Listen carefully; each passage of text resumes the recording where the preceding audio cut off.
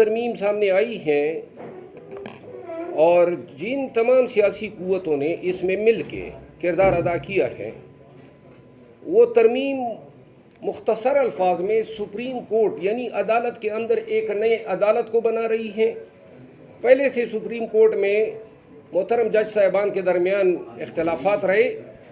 अब supreme court आइंदा के लिए आपस में बरसरे पेकार होगी।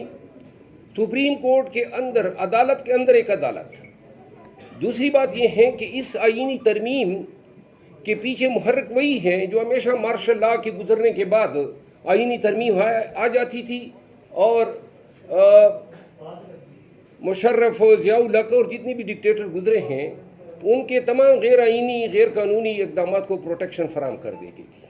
आज ये जो आईनी तरमीम होने जा रही है, इसका मकसद सिर्फ ये 2 सालों में जो जराइम का इर्तिकाब हुआ है पाकिस्तानियों के ख़िलाफ़, बुनियादी इंसानी हकूक़ के ख़िलाफ़, जो मैंडेट चोरी हुआ है, जो असल मुहर्रिक है कि उसका ऑडिट ना हो पाए। ऑडिट जो है रिज़ल्ट हमारे हाथों में है और इलेक्शन ट्रिब्यूनल पे स्टे और इलेक्शन कमीशन के किरदार आप सबके सामने हैं। तो लिहाजा इस आईनी तरमीम के ज़रिए अब ये मुमकिन बना रहे हैं कि पाकिस्तान तहरीक इंसाफ का जो मैंडेट चोरी हुआ है उसका ऑडिट कभी ना हो पाए, या कम अज़ कम उस वक़्त तक जब तक ये असम्बली अपनी मियाद पूरी न कर ले। एक और बात पाकिस्तान तहरीक इंसाफ की हवाले जानिब से मैं ये ऑन रिकॉर्ड कहना चाहता हूँ कि एमल वली खान साहब जो हैं वो ऐवान के अंदर भी और बाहर भी पाकिस्तान तहरीक इंसाफ के लीडर और बानी चेयरमैन और दीगर क़यादत के ख़िलाफ़ इंतहाई नामुनासिब अल्फाज इस्तेमाल करते हैं, जिस पे मैं शदीद मज़म्मत करता हूँ। सिर्फ इतना बताना चाहता हूँ कि PTI में सारे महज़िब लोग नहीं हैं, हम जैसे भी हैं। तो लिहाजा नाम में एक छोटी सी सिकम रह गई थी कि ये एमल के बजाय एनिमल वली खान होना चाहिए था। नून की देखिए, अगर आइंदा ये इस तरह आज सेनेट के फ्लोर पे उन्होंने उमर अयूब खान के ख़िलाफ़ जो ज़बान इस्तेमाल की हैं, इससे पहले मेरे हवाले से उन्होंने ज़बान इस्तेमाल की, कभी इसको ये नहीं किया था। आज मैं उनको कहना चाहता हूँ कि अब आपको PTI की तरफ से जवाब मैं दूंगा और आपकी तसल्ली कराऊंगा कि आप ज़्यादा कच्चे में जा सकते हैं या मैं ज़्यादा कच्चे में जा सकता हूँ। एक ज़ाती राय मेरी है जो जिसका PTI से कोई ताल्लुक़ नहीं है, वो ये है कि मैं ये समझता हूँ कि आज जो ये जमीयत उलमा इस्लाम ने इस आईनी तरमीम की जो हिमायत की है, मैं समझता हूँ कि ये आईनी पैकेज लाने से पहले कि इनकी अंडरस्टैंडिंग थी कि हम कहेंगे कि ये काजी फाइज ईसा को एक्सटेंशन देंगे, और ये तमाम अंडरस्टैंडिंग थी कि फिर आपके मुतालिबा पर ये निकाल दिया और एन यही होना था। बहरहाल ये कोई असूली मौक़िफ़ नहीं है। पाकिस्तान तहरीक इंसाफ की क़यादत चाहती हैं, अभी भी हमारी अपोजिशन चैम्बर में मीटिंग हुई और वो चाहते हैं कि मौलाना साहब की पार्टी के हवाले से कोई बयानबाजी ना हो। तो बिलखसूस उन सब ने मुझे कहा, तो मैंने उन्हें कहा कि मैं अपनी ज़ाती राय जो है हमेशा एक्सप्रेस करता रहूँगा। इस चीज़ को हम नहीं होने देना चाहते थे और यही चीज़ उन्होंने कर दी। एक और बात, हमारे 2 सेनेटर्स और 9 MNAs जो हैं वो इनकी तहवील में हैं। शायद सेनेट में डिस्क्वालिफिकेशन की वजह से उन सेनेटर्स के वोट को आज उन्होंने इस्तेमाल नहीं किया है और अभी देखते हैं नेशनल असेंबली में क्या कहते हैं। लेकिन एक बात है, ये वो आईनी तरमीम है पाकिस्तान की आईनी और सियासी और जमहूरी तारीख़ में कि जिसको कामयाब कराने के लिए अरबों रुपए की ऑफर्स हुई, ख़वातीन खाना अगवा हुए, धमकियाँ दी गई, बच्चों को मारा पीटा गया। बनारसी ठग जो हैं वो नेशनल असेंबली में फार्म 47 के ज़रिए लाए गए हैं। अब ये कहते हैं हम आईनी तरमीम कर रहे हैं। सेनेट पूरी नहीं है, कौमी असम्बली पूरी नहीं है, लेकिन पाकिस्तान में ये डंडे के ज़ोर पे सब कुछ करा रहे हैं। पाकिस्तानी कौम इन सब किरदारों को याद रखे। ये शॉर्ट टर्म में अपने मकासद तो हासिल कर लेंगे, लेकिन लॉन्ग टर्म पे ये इस आईनी तरमीम के ज़रिए इन्होंने पाकिस्तान में कानून की हुक्मरानी की तदफीन कर दी है। सबसे ज़्यादा दुख मुझे ज़ाती तौर पे बिलावल भुट्टो जरदारी साहब के इन तकारीर और इन मैसेजेस से हुए जिसमें उन्होंने काजी फ़ाइद ईसा साहब को इंतहाई एक्स्ट्रा ऑर्डिनरी खराज तहसीन पेश किया कि जी हमें इंसाफ दिया। क्या इंसाफ दिया? जुल्फ़कार अली भुट्टो शहीद जो है उसको तो अदालतों ने मार दिया था, सुप्रीम कोर्ट ने, तो क्या उसको जिंदा कर दिया है? और फिर बेनज़ीर भुट्टो शहीद साहिबा का बेटा और पाकिस्तान पीपल पार्टी का चेयरपर्सन होते हुए उन्होंने जो आइन साजी के हवाले से जो अपने व्यूज़ जाहिर किए हैं, 10 साल बाद पाकिस्तान पीपल पार्टी के लिए ये सवालिया निशान रहेंगे कि आपके चेयरपर्सन ने यह कहा था। कम से कम पीपल पार्टी से ये तवक्को, बेशक आप करने जा रहे थे, खामोशी से कर लेते, इसका कोई अकली मंतकी और अखलाकी जवाब नहीं है कि आप सेटिस्फाई करें कि ये तरामीम आप क्यों कर रहे हैं। लिहाजा आज नेशनल असेंबली में अगर ये आईनी तरमीम पास हो जाती है तो पाकिस्तान तहरीक इंसाफ की जानिब से पूरे पाकिस्तानियों को मैं कहना चाहता हूँ कि हमारे पास तमाम कानूनी रास्ते बंद हो जाएंगे। कोई आईनी रास्ता हमारे पास कानूनी रास्ता नहीं है। फिर जो है हमें दीवार से तो पहले ही लगाया जा चुका है। मैं खुद लागिर हूँ, नकात फील कर रहा हूँ, बीमार हूँ, लेकिन मैं ये समझता हूँ कि हम इस तमाम प्रोसेस को अंडू सिर्फ़ और सिर्फ अवामी एहतजाज के ज़रिए कर सकते हैं। ये जेली आईनी तरमीम जो है और ये तमाम जो आमाल कबीरा की ये मुर्तकिब हो रहे हैं, इससे जान छुड़ाने का फिर वाहिद हल यही होगा कि पूरी कौम सड़कों पे निकले, इस निज़ाम को टक्कर देके और इसको गिराने के अलावा कोई चारा नहीं है। और अब तो ये निज़ाम इस आईनी तरमीम की वजह से अब इन जराइम को प्रोटेक्ट कर रहा है, कोई रास्ता नहीं छोड़ा है। तो लिहाजा जब भी पाकिस्तान तहरीक इंसाफ फैसला करेगी एहतजाज की, और एहतजाज ही वाहिद हल हैं। इन तमाम गुजारिशात के साथ मैंने अपना माफ़ी ज़मीर आपके सामने बयान किया। कुछ बातें बैसियत PTI मेंबर नेशनल असेंबली और पाकिस्तान तहरीक इंसाफ की तरफ से मैंने की, लेकिन जो JUI के हवाले से बातें की या बिलावल साहब के हवाले से या एमल वली खान के हवाले से, वो मेरी ज़ाती आरा है। ने कहा है कि PTI में कोई फॉरवर्ड ब्लॉक बनने जा रहा है और एक बड़ा ही कोई जो है सीनियर जो आपका लीडर है वो हेड करेगा, इस बात में कितनी सदाकत है? इसमें इतनी सदाकत है जितनी आप लोगों को फैसल बाउडा बनाने की, लीडर बनाने की पड़ी है। ये क्या किरदार है? हर वक्त मीडिया पे बैठा होता है और आप लोग कोट करते हैं। शर्म आनी चाहिए। कोई किसी की अखलाकियात होती हैं, कोई एथिक्स होती हैं, कोई वैल्यूज होती हैं। ऐसे किरदारों को आप लोग मीडिया पे प्रमोट क्यों करते हैं? ये हमारे इसमें कर रहे हैं। कोई बता देना आप में से में कि कोई अखलाकी जवाब है इस शख्स का PTI को चलिए सबके साथ लड़ रहा होता है, किसकी बियाफ पे लड़ रहा होगा? कौन सी पार्टी है इसकी? सर आपकी जो पार्टी में सर वोकला की तादाद बहुत ज़्यादा है सर, खसूसी कमेटी बनी उसमें आपकी पार्टी शिरकत भी करती रही, लेकिन सर आप लोगों ने अपना मसौदा पेश क्यों नहीं किया? आप कोई कॉन्स्टिट्यूशन मसौदा पेश करते कि हम इसके ऊपर राजी हैं, तो वो पेश करने में नाकाम क्यों रहे PTI सर?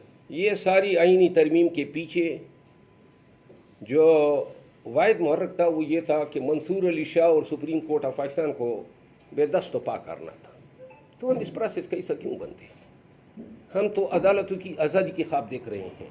पाकिस्तान में बुनियादी हकूक़, आइन की बालादस्ती और जमहूरियत की हुक्मरानी की हमने ख्वाब देखे हैं।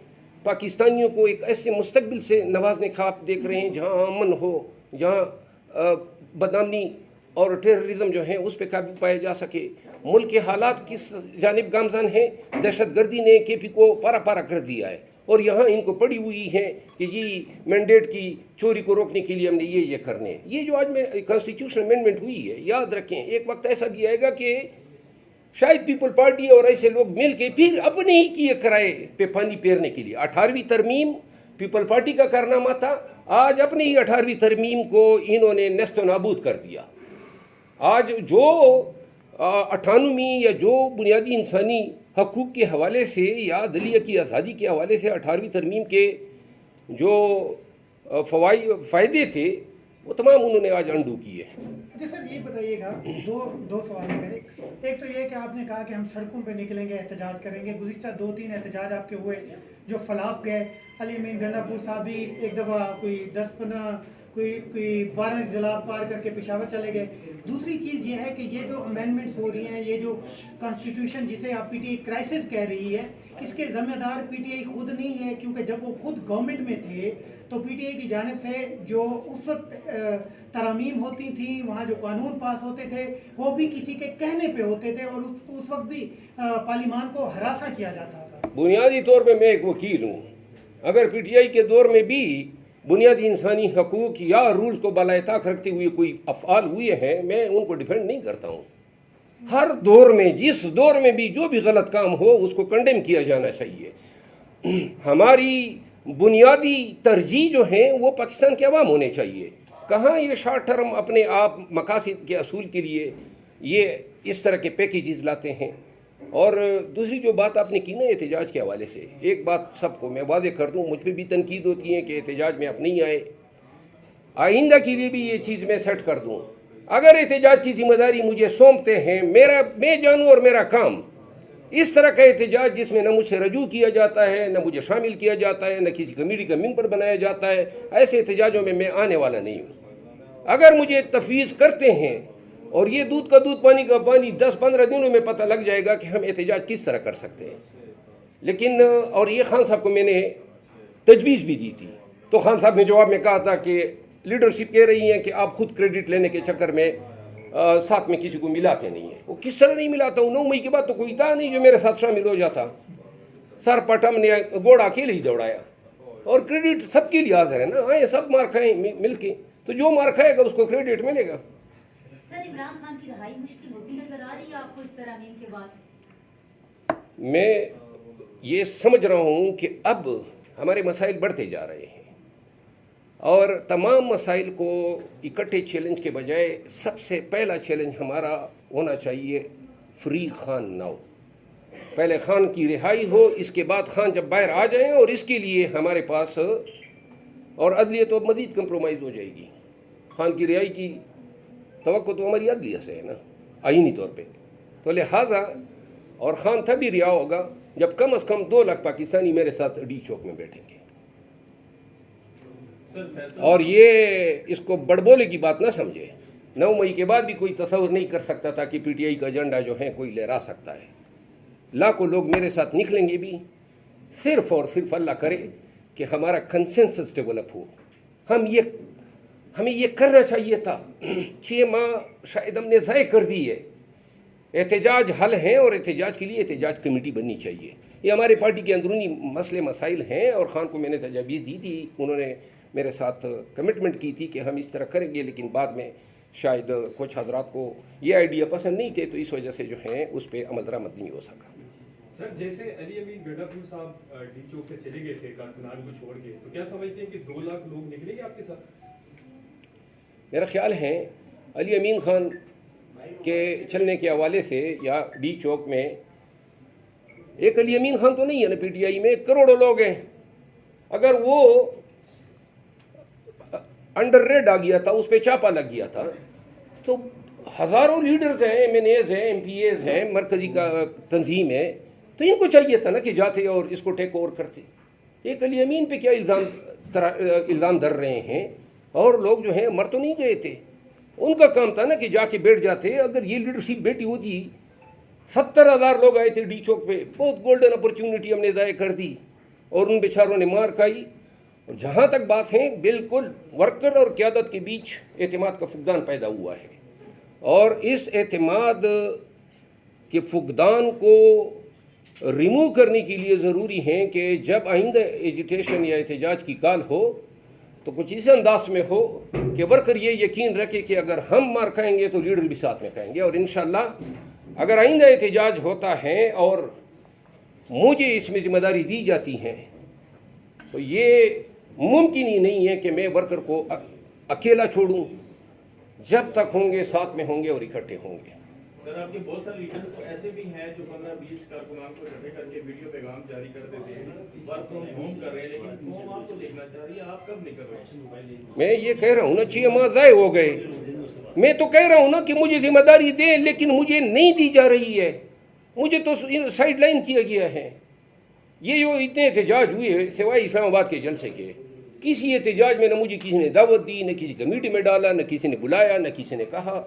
1 माह बीमार रहा, किसी ने बीमार पुरसी तक नहीं की। तो लिहाजा मैं अब अपने तई खुद ही लीडर बन के कहूँ कि नहीं, PTI पे मैं अब एक लीडर आ गया हूँ और मैं खुद एहतजाज की कॉल दे रहा हूँ। ये खान का फैसला होना चाहिए और खान को ये फैसला करना चाहिए, और अली अमीन खान को इस एहतजाज से अलहदा किया जाना चाहिए। अली अमीन खान वज़ीर आला हैं, नून वाले जो हैं गर्दान करते रहते हैं, सूबा जो है मरकज़ पे चढ़ दौड़ा, इल्ज़ाम तराशी अली अमीन खान पे होती हैं। और ये इस हद तक बात दुरुस्त है कि वो एक कॉन्स्टिट्यूशन मनसब पे फाइज हैं, एक सूबे के चीफ एग्जीक्यूटिव हैं, चीफ मिनिस्टर हैं। आप क्यों ये जवाज़ नून को फराहम कर रहे हैं? हम लोग हैं ना इस एहतजाज को करने के लिए। और अली अमीन खान ये 4 एहतजाज या 5 एहतजाज उन्होंने किए, और अगर वो ना होता तो शायद मुझे तो नज़र आ रहा था कि ये एहतजाज भी ना हो पाते। तो लिहाजा अली अमीन खान मैं ये समझता हूँ कि उसको सूबा संभालने दिया जाए। ये एहतजाज का काम उनको तफवीज़ होना चाहिए जिनका काम है।